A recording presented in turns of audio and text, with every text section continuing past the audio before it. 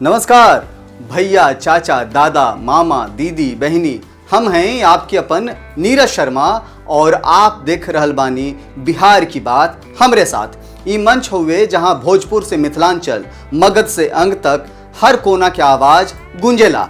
नेताजी का वादा होखे या जनता के फरियाद, प्रशासन के चाल होखे या पब्लिक के सवाल, सब पर होई खुलकर बात, बिना लाग लपेट और बिना डर के। तब बैठी ठीक से आवाज बढ़ा दीजिए, काहे कि अब शुरू होके जा रहल बा बिहार की बात हमरे साथ। बिहार की बात हमरे साथ में सबसे पहली और बड़ी खबर, बिहार चुनाव से पहले मुख्यमंत्री नीतीश कुमार ने चल दिया बड़ा चुनावी दांव। महिलाओं को साधने की नई कोशिश, सरकारी नौकरियों में अब महिलाओं को मिलेगा 35% आरक्षण।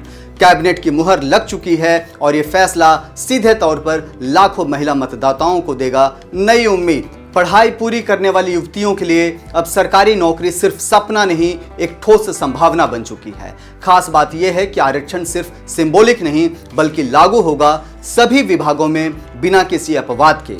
राजनीतिक जानकार मानते हैं कि यह कदम नीतीश कुमार की उस रणनीति का हिस्सा है जो महिलाओं को सामाजिक ताकत से जोड़ने की उनकी पुरानी सोच से मेल खाती है। पहले पंचायतों में आरक्षण और अब नौकरी में सीधा फायदा। लेकिन सवाल भी उठ रहे हैं कि क्या यह फैसला सिर्फ चुनावी स्टंट है या समाज में वास्तविक बदलाव की पहल। जवाब तो वक्त देगा, लेकिन इतना तय है कि बिहार की राजनीति में हलचल मच गई है।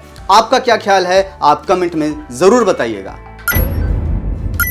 अब बिहार की बात हमरे साथ में आज की दूसरी बड़ी खबर, बिहार में अपराध को लेकर अब सरकार के भीतर से ही आवाज उठने लगी है। एलजेपी रामविलास के सांसद अरुण भारती ने अपनी ही सरकार पर सवालों की बौछार कर दी है। उनका साफ कहना है कि बिहार में लॉ एंड ऑर्डर पूरी तरह ध्वस्त हो चुका है। अरुण भारती ने खुले मंच से कहा कि आज राज्य के किसी भी कोने में देख लीजिए, अपराधी बेलगाम हैं और आम आदमी डरा हुआ है। हत्या, लूट, बलात्कार हर दिन खबर बन रहे हैं, लेकिन सरकार बेखबर दिख रही है। ये बयान इसलिए और अहम हो जाता है क्योंकि एलजेपी रामविलास एनडीए का हिस्सा है और सत्ता की भागीदारी भी। ऐसे में अपने ही सांसद का इस तरह सरकार पर हमला सीधे तौर पर नीतीश कुमार की कानून व्यवस्था पर अविश्वास का संकेत है।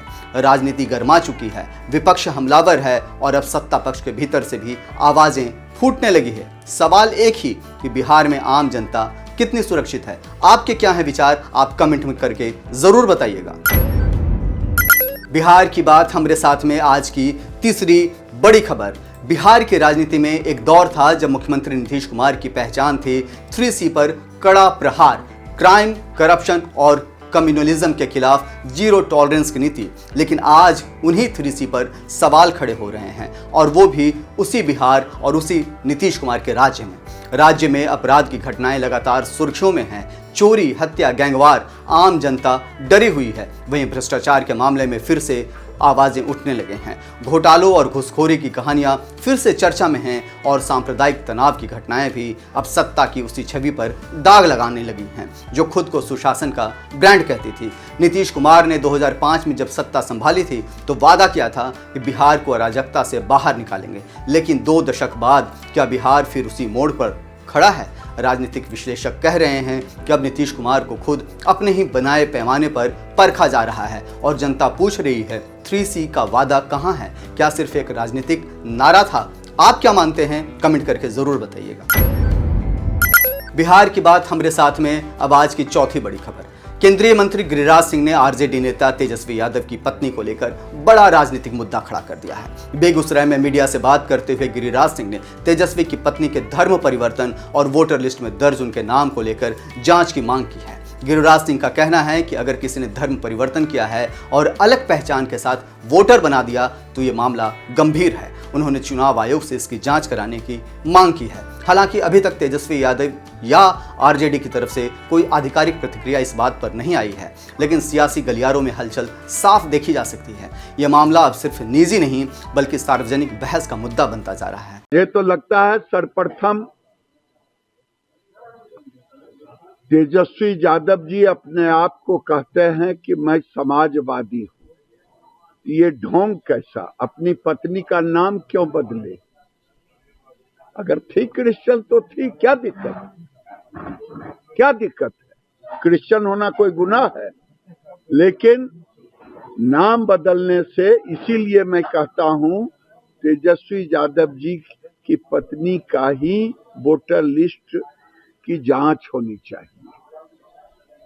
वो किस तरह से वोटर बनी, क्या वो नागरिकता प्रमाण पत्र के साथ, जो कह रहे हैं कि आधार को नहीं माना जा रहा है, आधार पर लिखा हुआ है, ये नागरिकता का प्रमाणित नहीं करता है। क्या ये बयान कानून व्यवस्था से जुड़ी हुई चिंता है या सिर्फ राजनीतिक हमला?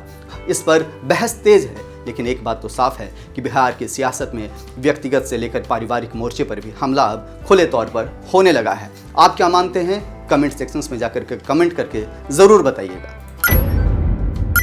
बिहार की बात हमारे साथ में अब आज की 5वीं बड़ी खबर।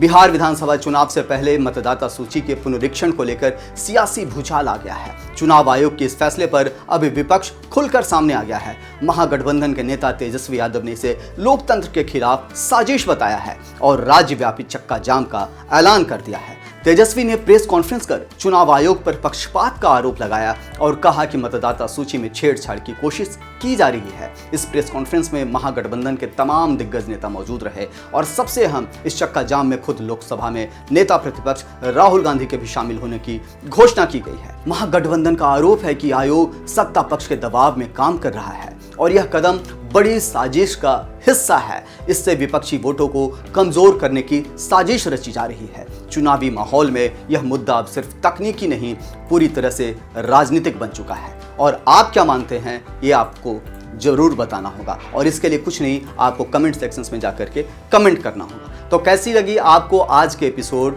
बिहार की बात हमारे साथ का एपिसोड, आप जरूर बताइएगा। तब तक के लिए जय हिंद, जय भारत, जय बिहार, जय हिंदुस्तान।